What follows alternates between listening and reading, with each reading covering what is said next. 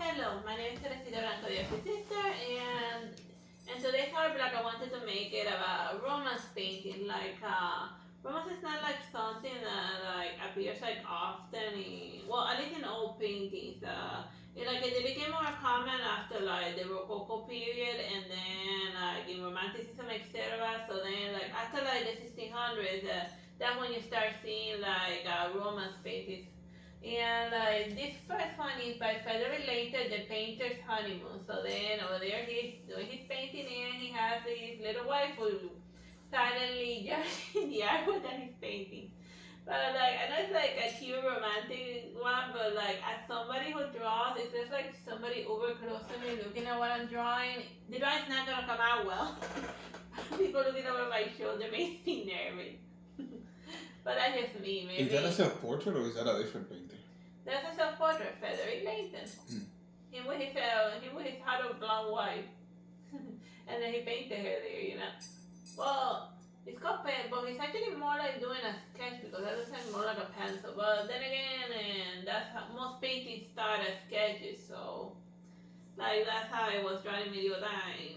Well, not in medieval times, Renaissance, etc. You know, they would draw the sketch, then they would coat the first layer of paint, and then they would just add layers and layers of oil painting until it will come out. Yeah, it's like now, first the sketch, then the liner, then the multiple layers of shading and color. Etc. This romantic painting is by Auguste Tomolucci, Le Basiere. Like Tomolucci is from like the 1800s, and you can kind of tell the time period like based on the dress. So then like the outfit of the guy, you can tell if he's like since he's opening, he's coming. No, he's coming. He opened the door and the wife. Yeah, and the wife like just said, "Oh baby, you're home." And apparently he was like on a type of business trip. This is a traveling merchant statue, or maybe he was a soldier even. Because it's hard to tell why his husband was a... That looks like a soldier's uniform. He's a general at least. Yeah. Or something, yeah. Maybe he was a general or something, yeah. Yeah, because that looks more like a uniform. Like he just arrived from like the army or something and she just jumped at him. And his face is not really important. What he wanted to convey is just the happiness of like the wife who, you know, like, oh baby, you're home. Type of situation. And I like the outfit. It's like a very nice outfit. You know, That's something you will see in Shiny Nikki. Yeah, so yeah, this would be an elegant outfit, but with like the subcategory of sweet. And then this guy is I guess that would be simple cool. Mm-hmm. You know? Simple cool uniform. Yeah. Yeah. We can get Shiny Nikki ratings to like this old outfit. That could be some joke thing. This one is by William Adolphe Bouguereau, Her First Jewel. So then she's putting since he's like a shepherd guy, the only jewelry that he was able to give like his hot girlfriend is like cherry. So then she puts the cherry on like earrings. So then, you know, it's a thought that counts because even if you're like dirt poor, it doesn't mean that you can't like do something special for like your lover girl, you know. What's important is that you make the effort to attempt to show that like you're into the relationship. So yeah. Well, he's that poor, but she looks like she's got money. Yeah. Because that's like silk. That's a fancier looking outfit, man. But then again, like in ancient Greece, whenever like the rich people were like set out with like modernized, they would go to this area called Arcadia, which was a shepherd's paradise, where they would just get in touch with nature and disconnect with all of the troubles of town. So maybe she's like a rich lady that went to Arcadia to fool around and then to visit her hot shepherd boyfriend. Is that an Estes flask? Yeah, that does look like an Estes flask from Darkstone. So yeah, Arcadia. And just putting on the image that he gave me. Nice little cherry. Cherry lady, going through emotions. Lovely thing. This one is by Basier, Tristan and Isolde. Like that's before there was Romeo and Juliet, there was Tristan and Isolde. But the way that they fell in love is that like, they took like a love potion. Like she had like a love potion that she was supposed to take it when she met the husband that they had done an arranged marriage with. But she ended up liking Tristan better, so then she took the love potion while looking at him. So then she fell in love with Tristan, and then throughout the play, I think she saw him, but they say that it's okay because it's a magical induced infidelity. So whatever. Something whammy magic nonsense. So yeah, just she hugging her boyfriend. Magical induced infidelity. She got roofied?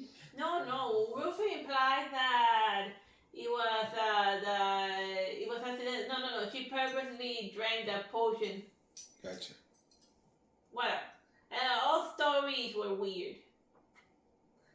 Which is funny, like I read a different comic today about romance, and then like they say that in Japan the characters for weird and for love are very similar. So then they say that when you're in love you start acting very weird. So yeah, but not important. This one is by Alexander Cabanel. Inspiration. So then like he's writing stuff.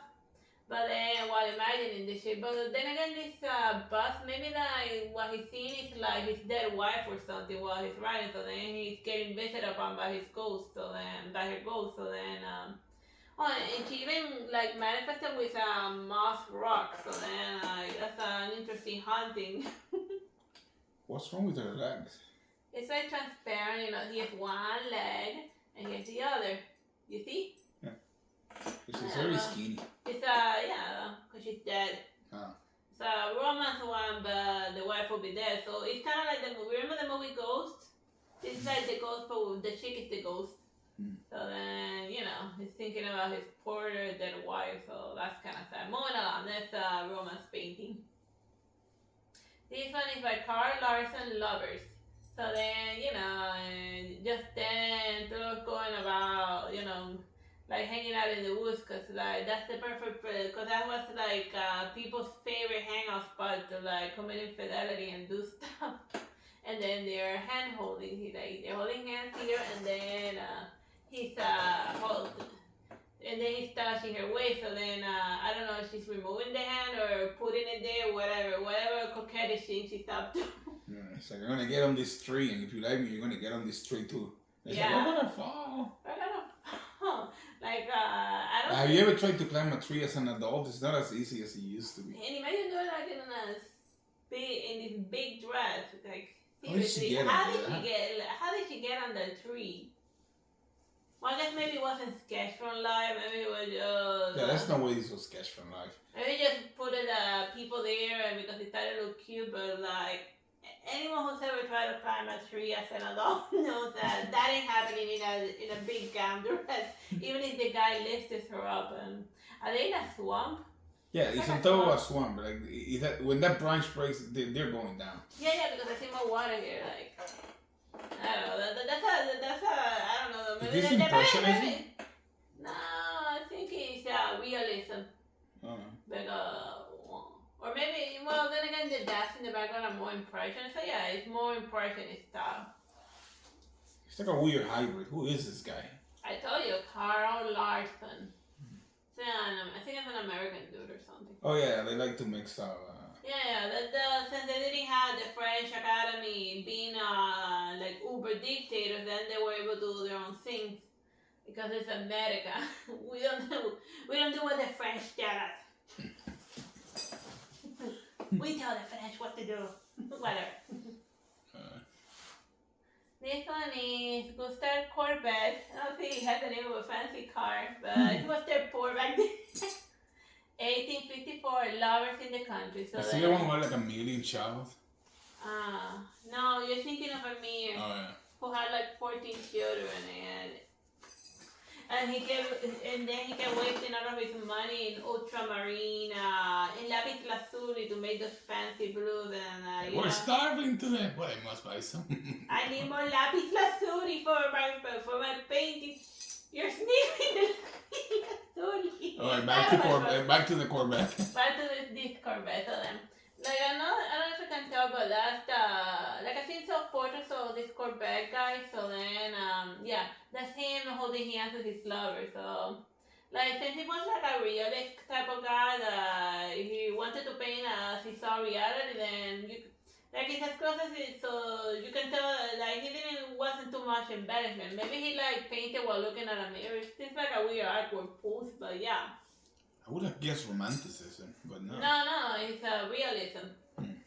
Cause like cause there's not like a terrible storm working by happening in the background. But then again, no, it looks like there's wind, like his hair is all bad. It almost looks baroque even. But then again, people Yeah, say de claro oscuro. Yeah, cause then again, like people say that like they group certain artists on a specific style, but it doesn't mean that they don't break away from that to paint something completely different. And this looks like a baroque painting, even though it was painted by a realist guy. But then again, it's like it could almost be like a personal portrait. So then, since it's not like making an artist statement, just painting something he wants to hang in his house, just me and my hot rod, and he just painted it however how he wanted.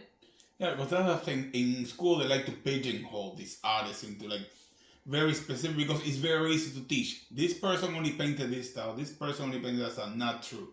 The perfect example of that is Salvador Dali.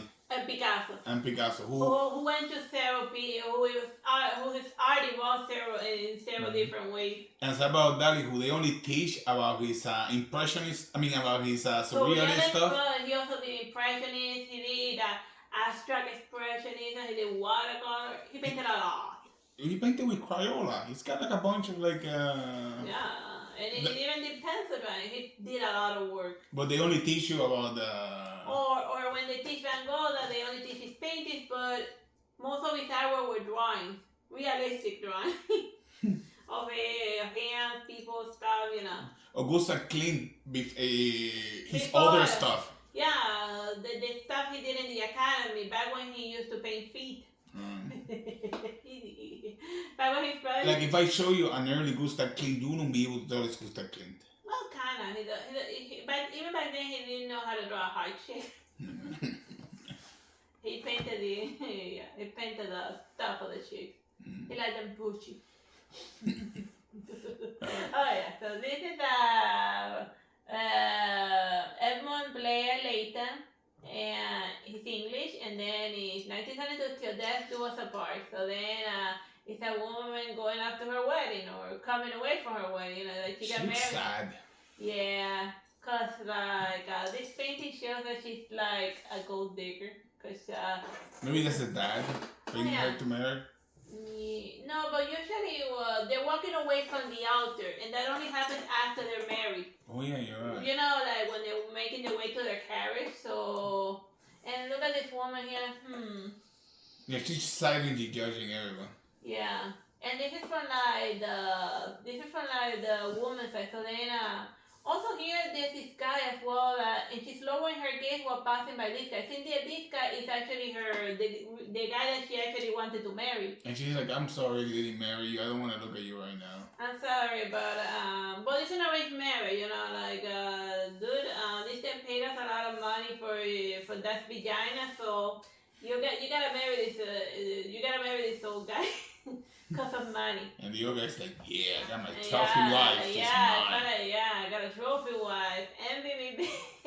Envy me. I'm going to do things to her if I don't fall asleep. That's his old. Yeah, that's me. That's age. Alright. No, but then again, this should deserve it, but because his women were like practically married off at like the age of 14 and 16. So yeah, we can judge him because like he probably married like a 15-year-old or a 14-year-old. Because she's rather flat, so maybe she hasn't finished puberty. So he maybe married a teenager for all we know. So yeah, we can judge this guy. Shame. Next painting.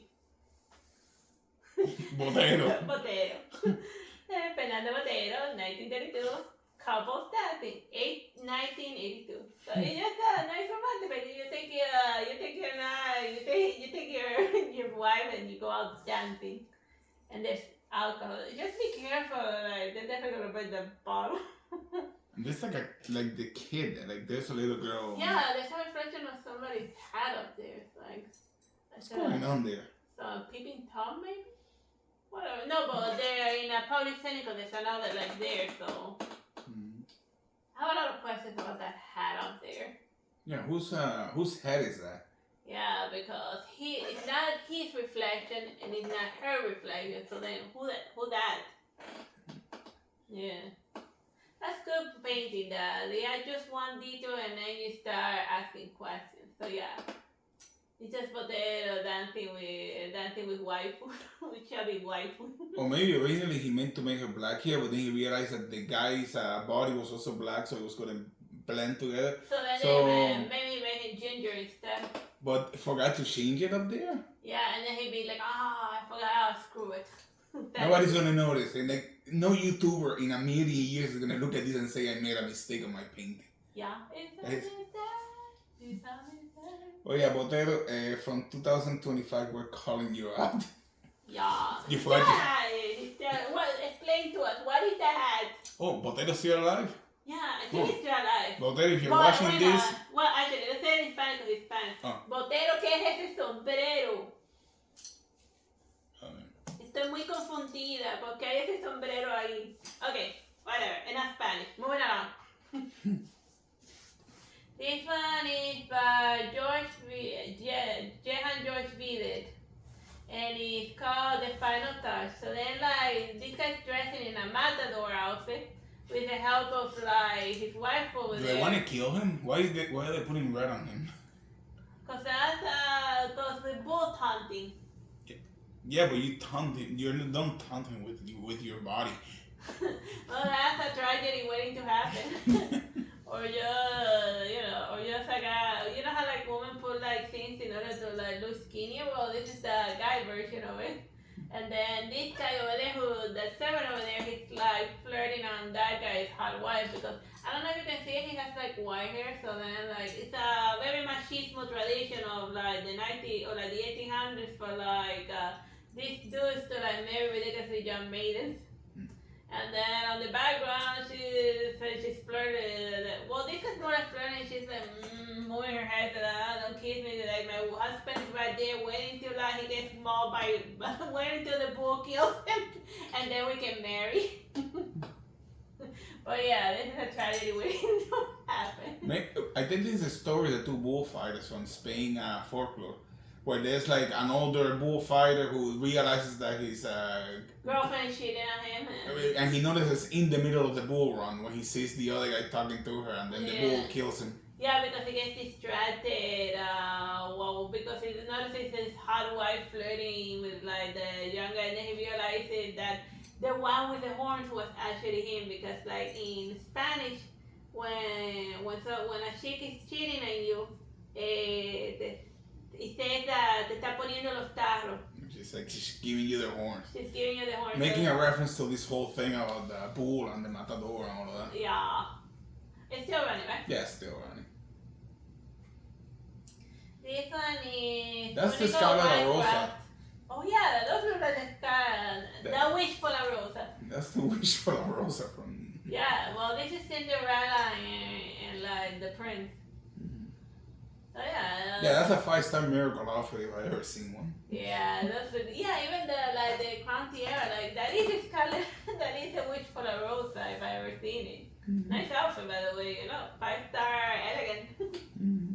But yeah, and we all know the Cinderella one, that it's the story of Prince foot fetish. I gotta run over there because like these feet I just can't.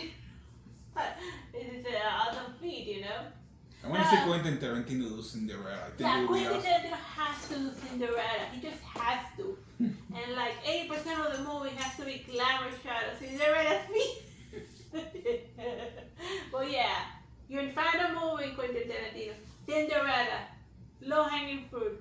Yeah. You're gonna become famous. Oh, but like make it uber bloody like the rat and cat and mouse action. Yeah. What is that?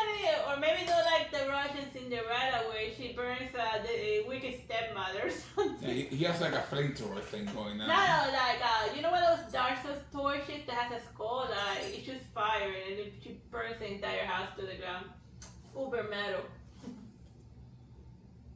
This one is Jose Noel Patón, which means Patón in Spanish means that he has a big legs. No, but in this one he just means the foot soldier. Yeah, by Hesperus. And then just making silly face. Like he's following the Hedge. Remember the movie Hedge where like Will Smith teaches somebody how to pick up chicks, and then he tells them like in order to be someone you gotta go 90%, and then the rest of the 10% is her. So then he's already at 90, and now he's just waiting for like the chick to work out the courage to kiss him. So yeah, that's what this scene is depicting. Yeah, but her face says that I'm gonna go 90, but in the opposite direction. Like Yeah, she's not like into it. she's thinking about it, and then he's like, "Oh God, don't leave me hanging." He's like, "Oh come on, I'm on my knees. I'm on my knees, man. Give me a kiss." Nobody's watching. We're in the middle of the woods. What Except for would the you paint. Oh, and there's like a star all the way on the Oh right. yeah. What is a star? Star-crossed lovers. Oh. That's what that means.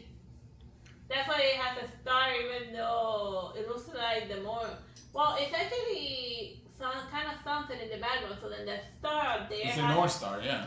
Well, not the North Star. Which was the one that appears in Sunset? Venus. Yeah. Oh, yeah. That's all the symbolism. Yeah. On the lilac, she's a virgin. Oh yeah, this is full of like. Yeah, and he was like the sword, but the scabbard is. Yeah, this is like full of all of the kinky symbolism that I like to put in these things. This is pre-Raphaelite. Yeah. I think that. Yeah. Yeah, this is definitely pre-Raphaelite. Yeah, it looks pretty Raphaelite. Yeah. They love putting crazy symbolism in those. This is Daniel Hernandez Morillo, not Murillo. It's a flirtatious moment. And it's more like around the 1800s.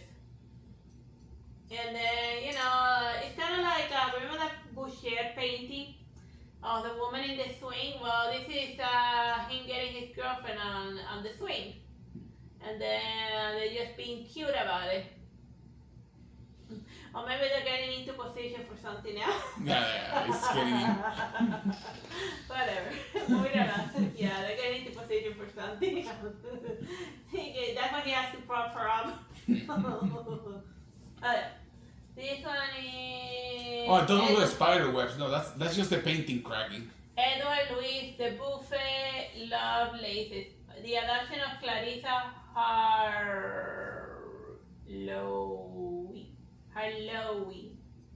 I think. I don't know how to pronounce it. But adoption is like when adoption, like the people think of like aliens, but also humans and gods also adopt people. So she's just taking her away from home in order to bone her. But she's like doesn't want to go because she's looking at the house. So maybe she was taken away against her will, or maybe she agreed to go, but then she like changed her mind at the last moment, and then be like, "Come on, let's go, baby, let's go. We gotta go before your parents murder me." And then you're like, "I'm changing my mind." Cause like in Yeah, she has like her hand is like saying, no, wait, I changed my mind. Like I let the stove on type of impression. I let the ironing fork on. Like the painting said the moment where she changed her mind. He's like, oh, come on. She says it, like, come on, I already brought everything. Here's the carrot, here's the horse, come on, let's go. My banjo said, let's go already. Like, like you get everything ready for your hot date, and then like she changes her mind at the last moment. That's what we're seeing here in like, well, the 1800, but like the 1800 version of that. Time for bro? No, 30 minutes. Oh, it's still running. Yeah. This is Frank Dixie. Yeah. He's looking at it. That's his last name for real. The beautiful lady without pity. So then it's like. Is he T-posing? Like his yeah, spine break? Yeah. His T-pose. That is the world's first T-posing. Yeah, he's T-posing because of the high chick, and then like he's riding his horse. And it's just a night T-posing because you just can't handle how hot the redhead is. So it's a reality glitch and he's T-posing. Yeah. I'm gonna give you a kiss like to people. She's finally gonna kiss me. But it's like from a weird poem, like a femme fatale. He's not gonna survive that kiss. That is one epic horse. Yeah, that is an awesome horse, man. Well, not horseman, but horse, man. Awesome horse, yeah. This one is Frederick Solacroix Flirtation. It's from like the 1800s or so. But you see, like, as you get too closer to modern time, this little flirty painting to her. So then he's like trying to get her attention. She's just hiding her face behind her fan and said, whatever excuses you want to give me, I don't want to hear them. I said, oh, come on, baby. You got to understand me. And then he'd be like, no, not interested. So just this poor bastard coming up with excuses and his girlfriend being like, nope. So yeah. Well, it's called flirtation, so he's just like, She's clearly teasing him and he fell for it. yeah, she's teasing and they're like, any more phrases? Oh, you like the morning song and something. I heard that one before. You gotta work more better on your pickup lines. Not interesting, but she is kind of good. She got dressed up for the show, so she's just like making him suffer because that's universal. Because the woman have. Yeah, there's a painting of a cave woman doing this to a caveman somewhere in Lexington. Yeah, making him suffer before putting out. Because that's, I heard all of those things before. Your words mean nothing. This one is Cupid and Psyche. So it's the god of love, Cupid, getting married to the goddess of the soul, Psyche. Like, it's funny the story of how they ended up hooking up because, like, Psyche was being adored as the new goddess of love because she was just that hot. So then the goddess Venus told her son, I'm angry at this chick, so because she's stealing the adoration that belongs to me, so like make her fall in love with something that cannot love her back. So then Cupid went to make her fall in love with a mirror, so to do something a la narcissist.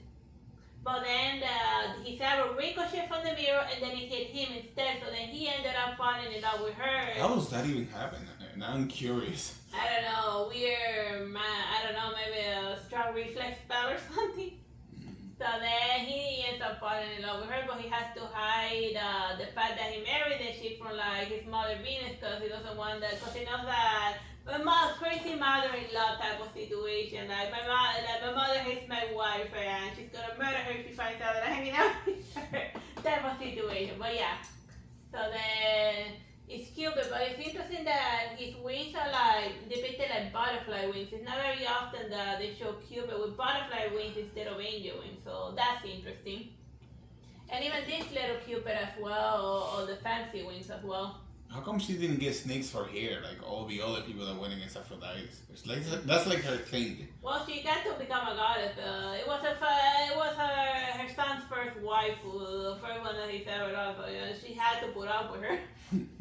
So, it's like the other women are pissed off Aphrodite. They all got snake for hair. Except for Psyche, she's the lucky one. She got up. This one is James Tissot, a luncheon, 1868. So it's one of those dinner dates, Another depiction of like a couple that they go out and have dinner, and then here's the guy.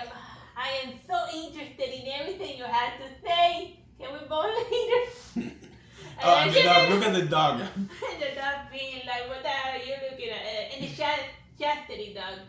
That's what that one's called, riding her lap so that he doesn't even think about touching her because the dog's gonna bite his finger. So that's called a chastity dog. I saw them for the first time in White Chick that the guy he brought a chastity dog so that his thing wouldn't touch him. But yeah. Usually a chihuahua or a very angry dog. Yeah, a very tiny, like something that you can carry, but that it has a really strong bite strength. So yeah. So if you like wanna be like the absolute biggest jerk on the planet on your date, bring a chastity dog.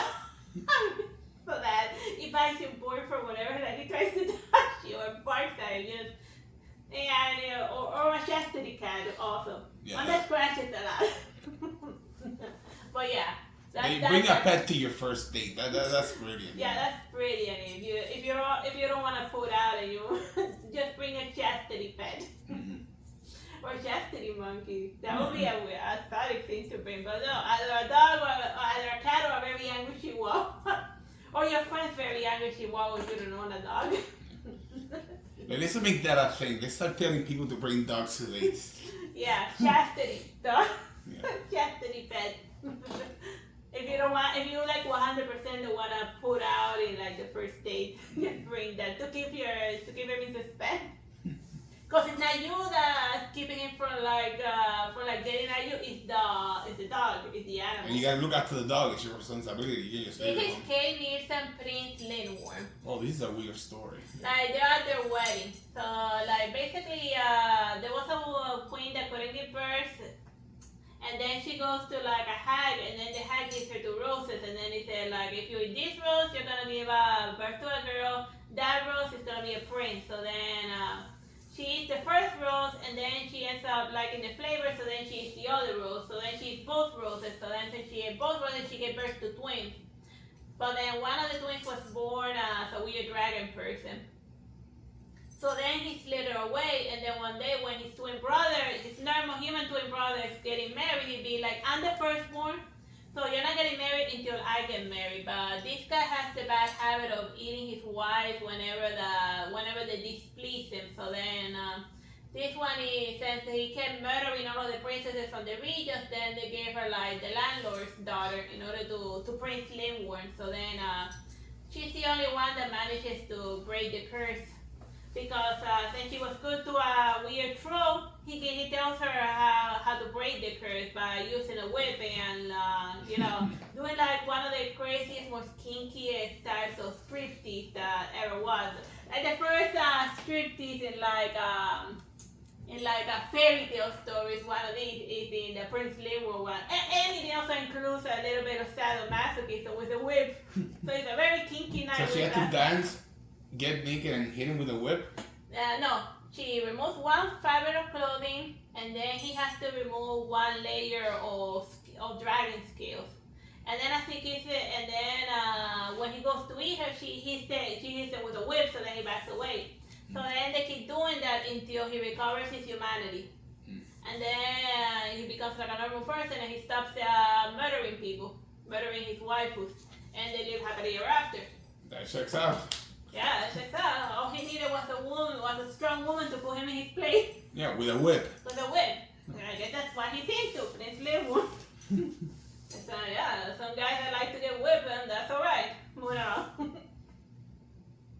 Oh, what's going on there? This one is Lamia by John William Waterhouse, 1905. So this time she's a snake lady instead of and then like a Lamia is like a snake lady, but then she becomes a human because she falls in love with the guy, but she has to take a bath every so often in order to like regain her humanity. And smell better, it's hygiene. Yeah.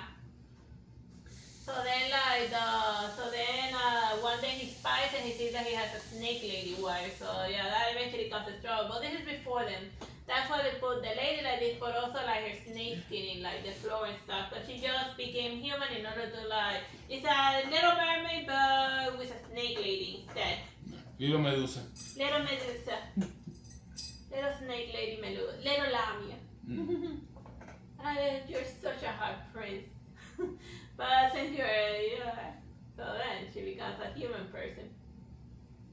This one is Norma Rockwell's father. So then this one is a classical scene of like the daughter arrived uber late, and then over here shows you at what time she showed up with her date at 2:30, and then he'd be like, "Where the hell have you been all this time?